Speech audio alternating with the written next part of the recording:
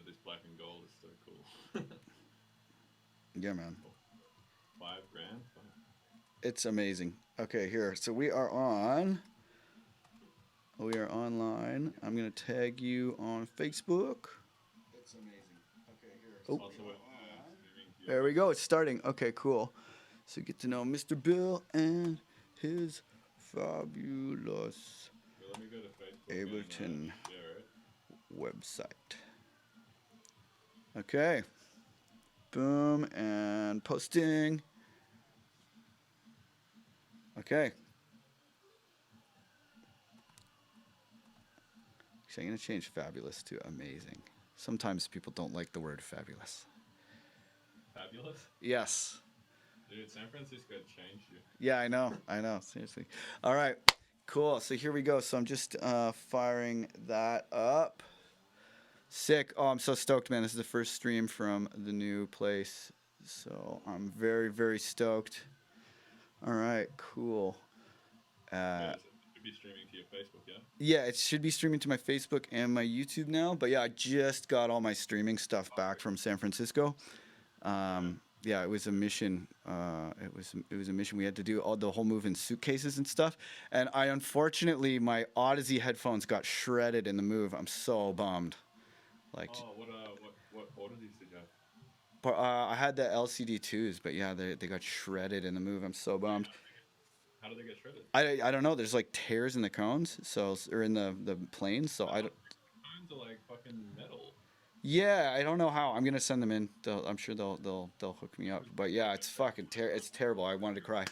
All right, cool. So boom, looks like we are live here, and I'm gonna go to YouTube in the other window. Oh, it's so nice to have all my streaming stuff back, man. Like so nice to have all my streaming stuff back. Okay, cool. So what's up, everybody on YouTube? Today we're joined by Mr. Bill. He is nice enough to take time out of his Sunday to hang out, and yeah, we're gonna ask him some studio questions, including about wide subs, as Sean, I'm sure, is dying to know. He's been asking about that. Anyway, this is the new streaming setup. It's still kind of like pretty basic. Okay, here, Bill. There's a request to turn your mic up. Can you talk a little louder? Turn my mic up. Or I maybe I'll have. turn me down. Yeah, I think I'll turn me down. Wait, you want to turn me down? No, I just turned myself down. Okay, here, talk Oh, again, Bill. hello, test. Hey, I can actually turn myself up like Oh, this by nice, using a nice, compressor. cool. Hey, thanks for that, there, Sean. I appreciate the feedback on the mic. Yeah, I'm still. This is totally the whole. This is the new studio, the maiden voyage of the new studio. So, but yeah. Hey, what's up, Josh Kane? Yeah, definitely gonna rock out in New York very soon. Okay, cool. So Bill is a good friend of mine, and he runs a fantastic website called MrBillsTunes.com, where and he's an Ableton educator as well as one of my favorite musicians and one of my very very good friends. So just want to say what's up. Thank you so much, Bill, for joining us. I really really yeah, I appreciate it. So, probably not all of the people that are watching right now know about you and what you do. So, why don't you tell us, like, in your own words, about like, what are you all about, Bill? What am I all about? I'm about making the coolest sounding music I can and trying not to conform to what is trendy too much at the same time. But I'm not a strong enough person to completely disconform and do stupid stuff. Otherwise, I'd probably just write noise music. So I'm somewhere in that middle ground, I guess, of trying to be experimental, but also trying to do the whole make a living thing and trying to make cool stuff that I as well as other people enjoy. Sweet, sweet. Well put. Well put. So, can you tell us a little bit about your website, Mr. Bill's Tunes?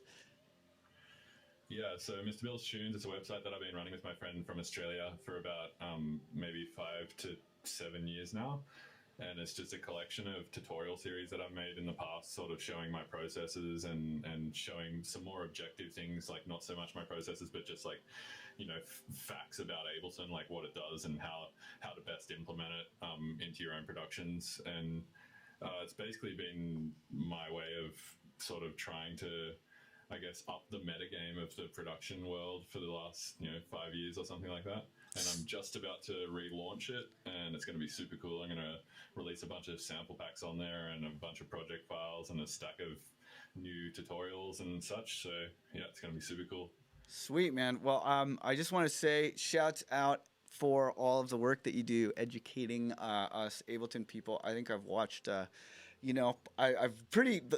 at least like 40 hours of tutorials from your website. Like it's pretty insane. But I really got to give you mad props on the Art of Mr. Bill series. I think that was really one of the places that I learned, more in like a concentrated amount than anywhere else online. It really inspired me to start doing live streams, So why don't you tell us a little bit about the Art of Mr. Bill series and where people can find them?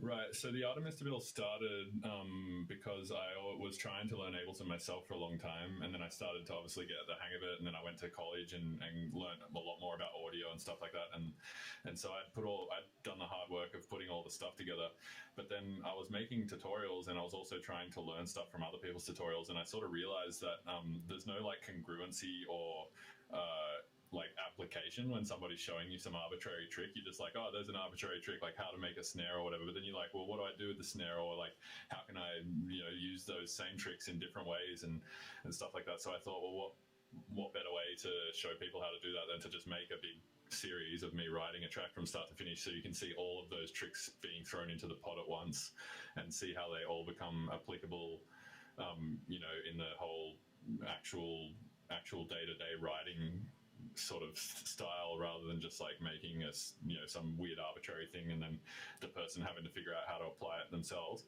So that's kind of where it started, and it's basically the format is just like hour-long videos where I'm just doing an hour session at a time, and it usually goes for 10 to 12 parts or 10 to 15 parts. So they're about 10 to 15 hour series. And then by the end of it, I have a track, and so far I've done 3 of these, and when the new website comes out, I'll probably do another one. Sweet. I've watched all of them. I love the tracks that came out. Did you find that it was like difficult to, like, were you aiming for a specific amount of time, or was it just kind of like a random amount of time? And what can you tell us about working in like the 1 hour chunks versus doing an extended stream like we did for Harmonica Lewinsky, for example? Like how did this time management system come about? Well, I don't know. I think an hour is like good. It's sort of like, I don't know, have you showed people that thing where you're doing the timers or whatever yet? Yeah, timers. I mean, I've definitely I've shown people about the timers, and a lot of my students have started doing them. But yeah, I'm actually planning on doing a series of live timers soon. I'm pretty stoked. Yeah, I've been definitely doing that a lot lately. I think an hour for me is good, because within an hour I can actually get like a considerable amount of stuff done, and I can sort of test things out and whatnot. I feel like shorter than that, like 40 minutes or 30 minutes or 20 minutes, it starts to get a little bit like you're rushing a little too much. So I think an hour, like hour sessions, are a good balance between being able to test and like muck around a little bit and get stuff done, but also constricting yourself a little bit so that you're not just spending 4 hours on some stupid thing like how much 2K is in your snare or something, just sitting there turning it up and down or something. Cool. So when you're doing these hour sprints, are you like in between the sprints, like do you have like a specific objective for the hour, or like a kind of loose game plan for the hour, or are you just kind of like whatever happens? Well, I'm trying to get like something like a component of the tune done each hour. So the first hour would be like, getting my drums ready, and starting to sort of lightly sequence them. And then the second hour would be, fucking around with synths and trying to make some bass lines, or, trying to experiment with some synth sounds and trying to generate some sort of motif, whether it be like generative with the tools within Ableton, or whether it be a forceful melody that I have an idea for, or whether it be a vocal that I'm repurposing into a remix or something like that. So then each hour is just sort of like the natural progression that I've averaged out over, like I haven't obviously done it very scientifically, but just in my own mind, overriding hundreds of tunes over the years, I've just discovered or realized realized that I usually start with drums, and then I usually do bass, and then I usually do this and that. So I've kind of just tried to lay it out as simple as possible for people to follow along in an easily digestible manner, but also be able to take away from it what they want and do it in whatever order they like. Very cool. Very cool. So, this the Art of Mr. Bill series, as well as many of your other products, are available at MrBillsTunes.com. And MrBillsTunes.com is actually one of the sponsors of the remix contest for flying, which is being hosted at Skio. So if you check out any of the banner images on any of my social medias right now, you can go to check out where the remix contest is, download the stems, and make yourself a remix. And if you win, you get a full year scholarship at MrBillsTunes.com. So why don't you just tell us a bit about like what all is in there? Like what's in that year of access? You can get basically tons of sample packs. You could pretty much go, I believe, from not knowing anything about how to write music to being able to write music as proficiently as me and you within probably a couple of years if you practiced and used the information on that website and applied it properly. You would have a bunch of sounds ready to work with. You could also download a bunch of my project files and you could reverse engineer them, so you could basically see exactly like how I'm applying those tricks. And you could, like, if you're good at reverse engineering or good at critical thinking, you'd easily be able to pull it apart and figure out how I did things, as well as watch the supporting streams and video content to see exactly how I did them. And you obviously get to be able to talk to me if you have any issues. And I have merch there as well. Sick. I'm giving away shirts as well, so... Yeah, Mr. Bill actually has some here. I'm gonna go over here into the window. Or do you want to go? Do you want to do screen sharing, or should I do it? Just show people the shoes. You probably. Yeah. Okay. Cool. All right. So let's go to MrBillsTunes.com. Look at that. That was like one of the first M's that came up pretty quick. All right. Here we go. But yeah. So MrBillsTunes.com. Mr. Bill does a lot of his artwork, in fact, all of his artwork and branding with a very cool artist named Funi. So why don't you tell us a little bit about Funi and how your art collab came about? I call him Funny. Funny? Oh, okay. Sorry. Well, I'm an uncultured Australian idiot, and I don't know how to say anything properly. Dude, up until recently, when I was streaming, I used to say Beethoven. And Beethoven! Oh my God! Amazing! People had to correct me and tell me it was Beethoven. And also, there's a plugin, you know that plugin by Steve Duda? Yeah. Exfa? It's called Cthulhu. Yes. I think. Yes, Cthulhu. I used to call it Chitulu. Chitulu. Oh man. So hey, I hate to say it, but I'm going to MrBillsTunes.com and I'm clicking on merch, and the shit is not. There's no products are found. Yeah, you know why? It's because we just got back from a tour. And every time I go on tour, I take my merch down because I take my merch with me, obviously. Oh, right. Okay, cool. So where can we if I just Google like Mr. Bill shirts, will they come up? Maybe. Let's see. Here, yeah. See if you can hook us up. But yeah, they're really cool shirts. If you go to my Instagram, there's pictures on there somewhere. Sweet. Anyway, so wait, what was I talking about? I was talking about Funny or Funi and Chitulu and Beethoven. So funny. He contacted me, I don't know, in like 2009 or something. Dude, it's storming outside. If my internet cuts out, I'm sorry. Okay, cool. Noted. Here, I'm gonna try and get Funi's website up here because Funi's really awesome. It's funilab.com, right? So he contacted me after before the first Electric Art album was about to come out, and we were like, well, we need art for that, so you can do that. And he did the frog thing, and it was kind of cool. And basically ever since then, I just thought what he was doing was cool. And then we did the collaborative endeavors thing, and he just basically developed that like Mr. Bill character. And then throughout that series, we kind of developed the branding for my whole project at this point, I guess, which was kind of like accidental and also awesome, and helped me out a lot, I think, in terms of like marketability and all that stuff.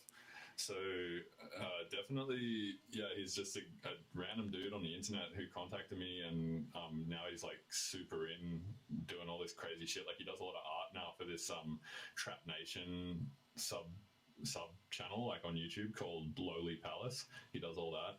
I know he did some art for Monster Cat recently, and he's doing a lot of like really big sort of commercial stuff now. It's crazy. His Instagram is fire. I'm like paging through his Instagram right now on the stream. It's awesome. Yeah, so he's basically just a really, really cool artist. Jeez, man, there's some insane lightning outside. That's a handsome cat. Also, owner of a very handsome cat. Look at that. Yeah.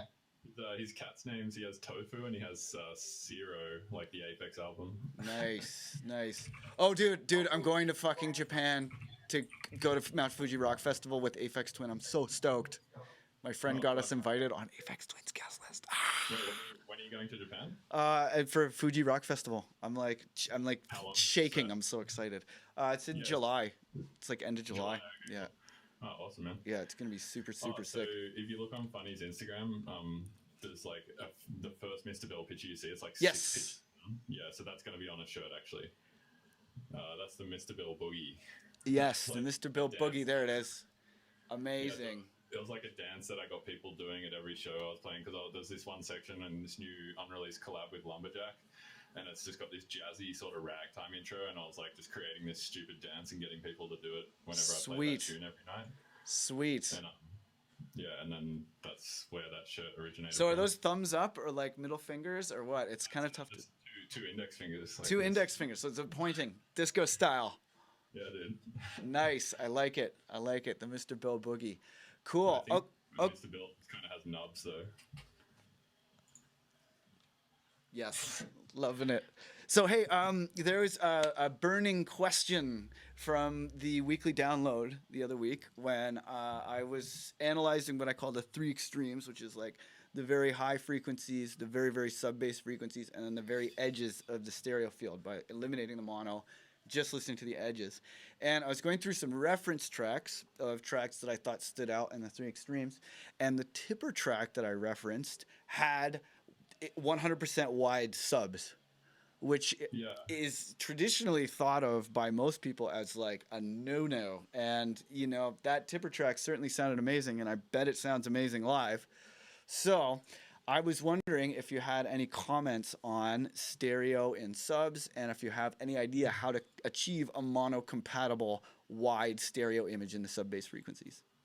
Yeah, so no, I totally agree that like mono subs is totally a thing, and it's something that I feel like tried to pay attention to in my tunes, like definitely not putting reverb on my subs, or definitely not putting like stereo images on my subs or anything like that. But dude, this is a crazy storm that's about to happen right now.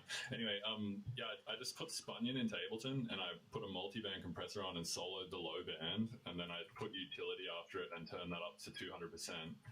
And it definitely sounds like he has stereo in his subs. And it also, when I checked my own tune, it has stereo subs as well.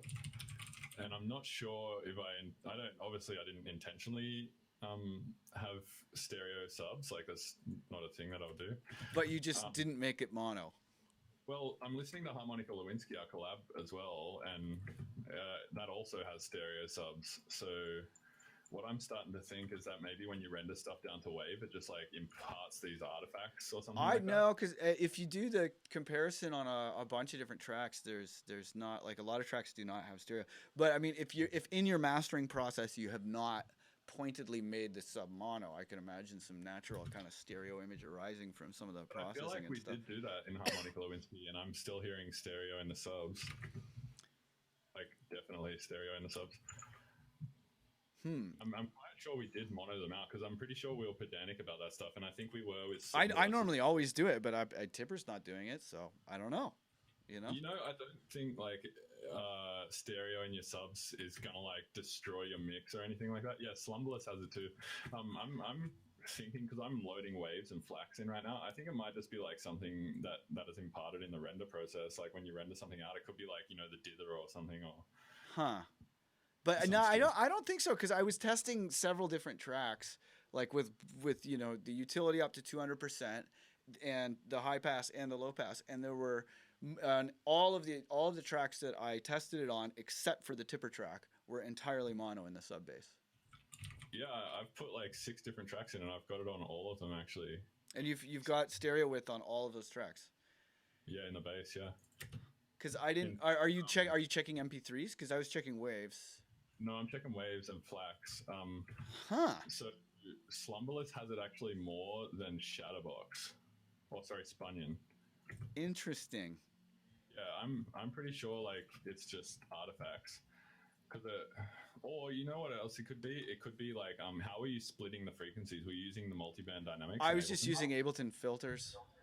Okay, so maybe it could also be like artifacts that those filters are imparting as well. Well, no, because there were like a track that I had made, and then a mix down from one of my students, or a mix down from a remix that I got, and then another track from a student who had yet to do the mix down, right? So and then I had a tipper track, and I think one other track that I was referencing, and it was like really pronounced on the tipper track, and it seemed quite intentional. Okay, so I'm trying it now with Pro Q2, and I've got it on linear phase. Hey, can you screen share for us? Yeah, I believe I can. Oh, Wait, sick. can you do that in Hangouts? Is that a thing? Yeah, you can. You can in Hangouts. How do I do that? I think you just click on the little gear. Yeah. there we Oh go. no, not on the gear. You click on the little three dots. Yep, I got it. Sick. Okay. Thank you. Yeah, so I have Pro Q2. I'm cutting everything at 80 with like a strong cut, like a 96 dB cut, and it's on linear phase maximum. And then I have a utility with a width of 200%, and I have the gain turned up to like 26 dB. So Okay. this is Harmonica Lewinsky, this red one right here. And if I play that, it's going to take a minute for the audio because, it's just going to, because the linear Oh, phase. also, I find on Google Hangouts, you want to put another utility after that just takes the left side, because the stereo image just doesn't translate on Google Hangouts for some reason. For this, I don't think it matters. You don't need to really hear it. But, Yeah, we just need to see it. but you can see that that's metering and it's coming out, and I can hear it. And that's with Harmonica Lewinsky. And then this is Slumberless. So it's the same again. And then this is Spunyan by Tipper. And that's the same again. And I think they're all about this like same level. So yeah, I don't know. I'm not sure. It's either something that's being imparted by Pro Q2, but linear phase on Max should have the least artifacts. I think it must be in the master. Like I can't see it being an artifact from the low pass and the split, because it wasn't doing it on I had many tracks that it was not doing that. Well, here, let's try this.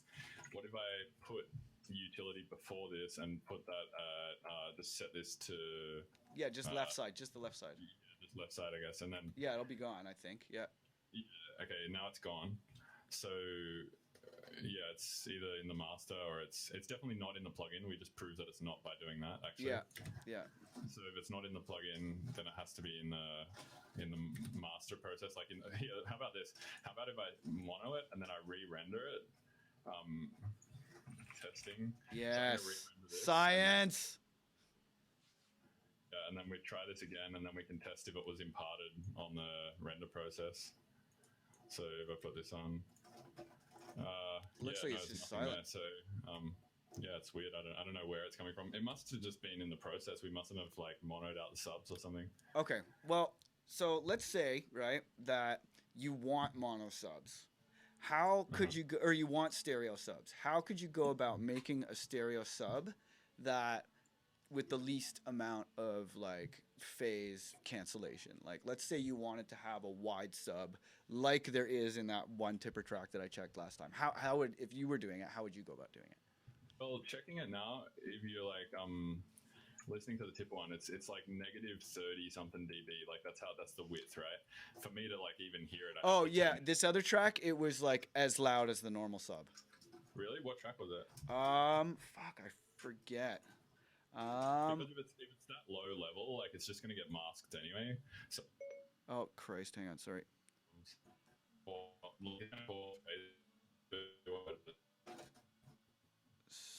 Which track was it? I think it was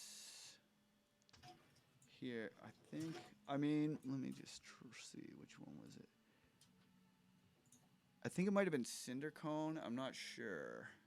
Okay, so that's off what Broken Soul. Yeah, I think, but I think if you just put a bunch, because it seemed really intentional. Yeah, I don't have that. I have I think I have Forward Escape, which is like Yeah, why don't you just like let's put in a couple of them until we get one that is doing the stereo sub thing, and then we can, because I'm kind of like, it sounded pretty fucking good in that track, And when I did the test, it came up as like as loud as a normal sub. Like it was very clear that it was like an intentional thing that he was doing.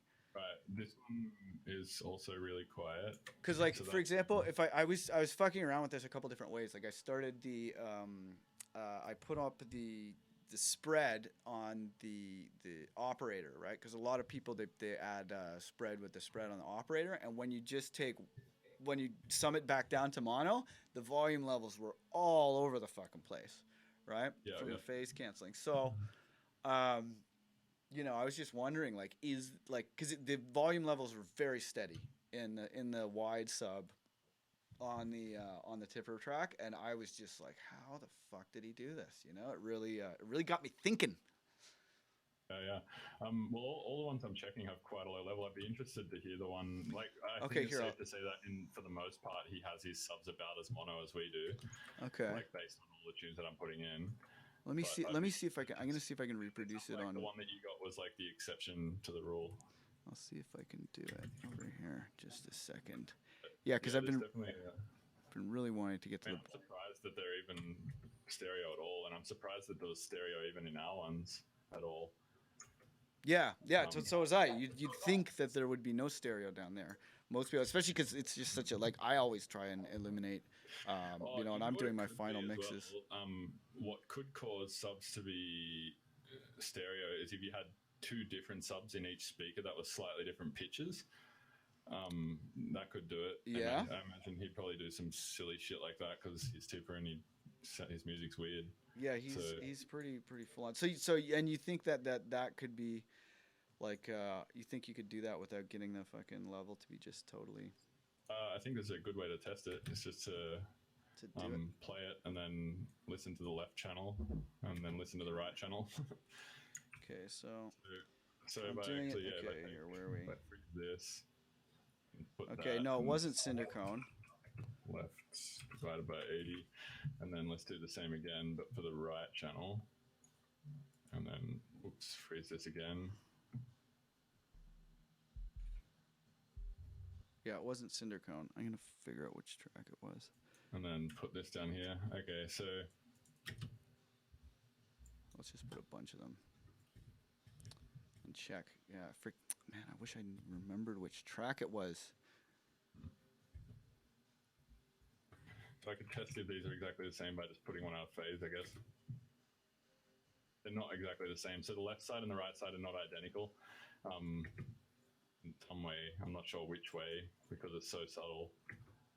They look identical and they sound identical, but when you do a phase test, you can see a tiny little bit of signal still coming through, and that's what's going to be making it sound wide because the sub in both speakers is obviously slightly different. But I'm just not sure in which way that they're different. Maybe they're just saturated slightly differently. Like he could have taken a sub. So let's just do it with operator, I guess. If I just have a instance of operator here, and then I have an audio effect track after it. Just create two separate chains and pan one hard left and one hard right. And then I just put like saturators on either side and just have the settings like ever so slightly different, like not even that different at all. Maybe one. And you don't think that would have? Well, I guess let's see if we can make it mono compatible. No, it still sounds pretty decent to me in my Audi's headphones. Oh, I'm so sad. Mine broke. It's the price of moving. Fuck, it sucks. It's fine to me. Like maybe if I saturated one like that and then. Yeah, so I'm trying. They're saturated slightly differently. But it sounds fine to me. It just sounds it does sound a little wide if I put a utility on that. Yeah, if you sum it, because I was getting crazy volume differences when I summed it to mono. I would use that as a sub, honestly, and I think that would sound good on a system. Well, I can't even hear it at all, but I'll take your word for it. Can't hear that? No, well, because it's a Google Hangout, so your audio is not being fed through to us, unfortunately. Wait, no, it should be because I have. Do you have loopback on or something? Huh? Do you have loopback? Yeah, I do. I have the audio going throughout my Fireface, and then I have my Fireface mains going to my AGO3. And then that's the sound card that you have set to be doing it. Actually, here, wait, I don't want that turned up. stream out. Yeah, Um, this. Am I hearing that? no. Oh, there we go. Yeah. Okay, I guess Can it you was hear just. that? It was just too low. Yeah, it's too low in the register to go over a stream probably. Yeah, that sounds like a wide sub to me, and when I put a utility on it and check the width, it's definitely got width to it, and I would totally use that. So I don't know. That's one option, is maybe that he just saturated each side slightly differently or something like that, because that's a pretty non-offensive type of processing for a sub, and it would Yeah. also result in width, and it would also probably make it sound tougher. And then he could have also maybe had one in the center as well. I don't know. Okay, and you don't think that would cause phasing? Like that would cause negative, That's cool. problematic phasing. Yeah, it sounds okay. I don't know. Okay, cool. Interesting to know. Interesting to know. All right, cool. Well, I'm gonna continue experimenting with stereo subs and see if I can get something that works. Okay, cool. So I think we should probably if the storm is going to okay, it's Homage Sliders is the tune. Thank you, Sean. Thank you, Sean. Yeah, because I can't. Let me check, because I think I have that. Yeah, because I can't look it up while I'm on the stream. Sean, you're the best, buddy. I do have Homage Sliders, so let me check it. Hold on, I'll share my screen again just so you can see the levels. Where is it? Share screen. This is great. Get to the bottom of this. Yeah, dude. I'm super. All right, Yeah. so I'm going to use multiband dynamics to split this time, just because I feel like it's safe enough. There we go. No, again, that seems like pretty low. It seems pretty level. mono-y. Oh, here we go. This is, okay, this is Yeah. loud as fuck. See, that's what I'm saying. He got this crazy loud sub in the bottom of this track somehow, and it's like totally stereo and totally loud. Like, what the fuck? I can already hear what it is. Both of them have filtering on them that's going whoa, like, the filter has an LFO on them, but the left side and the right side have slightly different LFO times. See, so it's slightly different LFO times on like what, like you think like just a low pass? Sounds like there's a sub, and then it sounds like there's a partial, and like you could do this with operator, for instance. If you had operator, adding this second oscillator here would be adding partials or FMing, Okay. Or you could even just set all these outputs out their respective like single own channels, and then you could set your course to 4 or something, and then just have this LFOing in and out, sort of like that with the volume knob. And then if you had 2 of these, like one for left and one for right. Yeah, it sounds like he's kind of got that going on, and then one's just LFOing different to the other by like a tiny little bit. It's just slightly different. So it's kind of like I bet if I listen to the whole thing, it sounds like a reed. Yeah, it's I think that's what's going on. It's just cool. 2 modulation sources on the left and the right channel on the bass, and I don't think he's using a separate sub there. I think he's just using like one bass patch for the whole thing, which is strange for Tipper because he usually has such defined like sub channels and then such defined synth channels that are sitting on top of the sub. Cool. But for this, it doesn't sound like that. Yeah, I'm interested to experiment more with it, but I definitely don't think he would do something like that in a banger. I think that's more something that he's doing in this track because it's a bit more like floaty and weird anyway. Interesting. Okay, cool. Thanks for helping out with that. I was really curious from last week. Yeah, because there's a lot of things that I found that just totally were not mono compatible. But yeah, you always. And I mean, for all I know, I may be like totally incorrect as well. But that seems to be what it is. Cool. All right. So hey, do you have a track that you're particularly proud of that we could end with a Mr. Build track? Yeah, I can show you an unreleased one if you want. Oh, very cool. Okay, so maybe I think like do you want to link it to me or do you want to play it from your computer because it might come out better on the stream if I play it? Yeah, you should play it. Yeah. Okay, cool. So here, pass it to me in the chat there. And then I'll let's get the chat out. There we go. Sick. Okay, oh wait, it's doing something silly. Okay, here. Where are we at? There you go. Okay. Oh, weird. It came in on the other computer. Okay.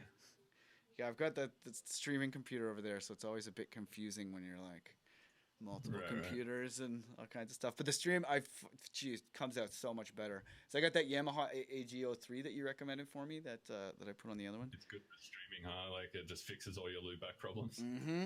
Yeah, it's really good. It's really good. Okay, so this track is downloading there. Cool.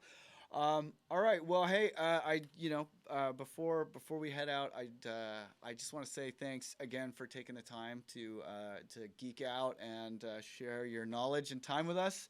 And I'm really excited for whoever wins the competition to get their scholarship. That's very, very cool of you to donate that, and the shirts as well. So massive love to MrBillsTunes.com. Massive love to Funny or Funi. FuniLab.com FuniLab.com for the artwork and everything. But yeah, I really, really appreciate it all. Okay, cool. So this track, tell us about this track, and then we'll let it rip. It's a collab with I can't even pronounce it. I think it's Quebras or Cubris or something. It's that glitch dude. So actually, when Aphex Twin played at Day for Night, he played 3 Quebras tracks. Whoa. Or actually maybe 2. I don't know. He played a bunch of Quebras tracks, and it was like super weird because you would expect Aphex to be super xenophobic in that way and just play his own stuff, I would imagine. Yeah. But when he came out to Day for Night, he did a bunch of DJ stuff. So anyway, I've known Thomas for a while, and I've always wanted to do some work with him. And we had this collab that we started, I don't know, in like 2012 or something.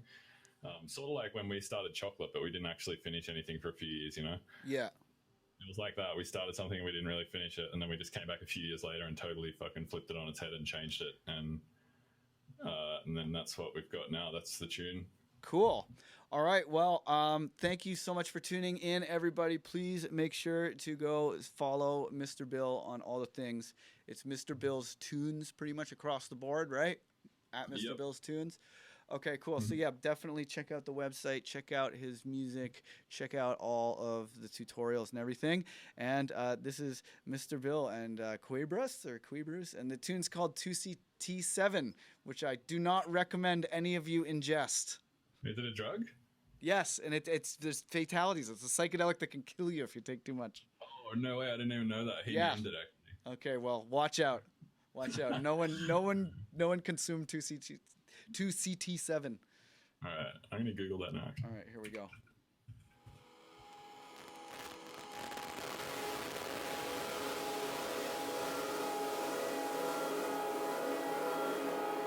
Oh yeah.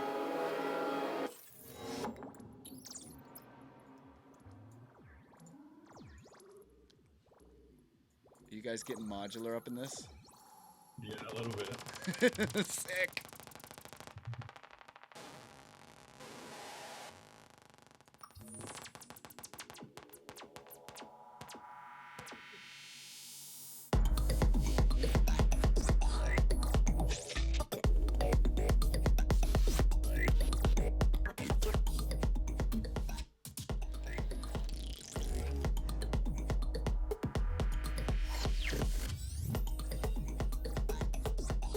Crazy.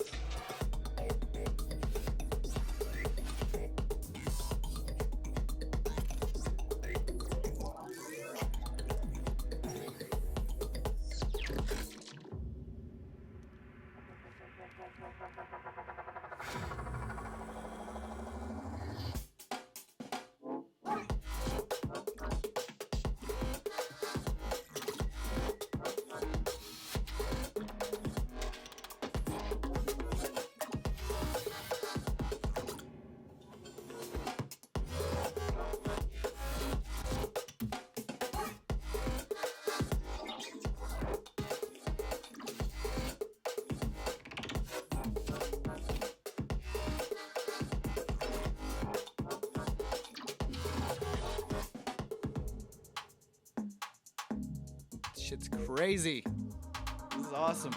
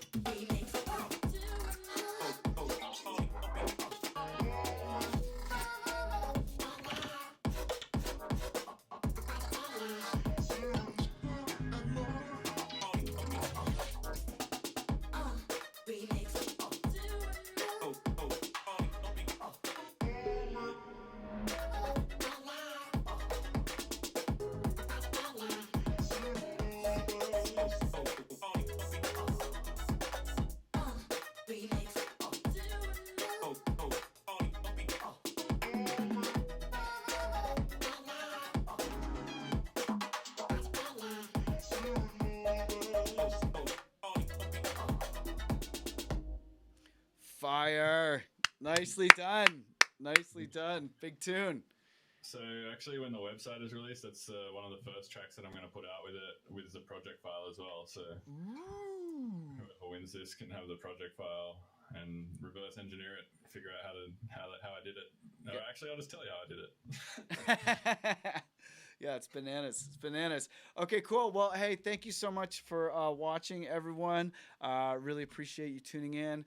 Big love to everyone who supports the weekly download and all of the Class of 808 members over at myproduserdj.club. Definitely check out Mr. Bill's tunes in more ways than one. Lots of love, man. Thank you so much for taking the time. Of course, man. Thanks very much. All right, peace.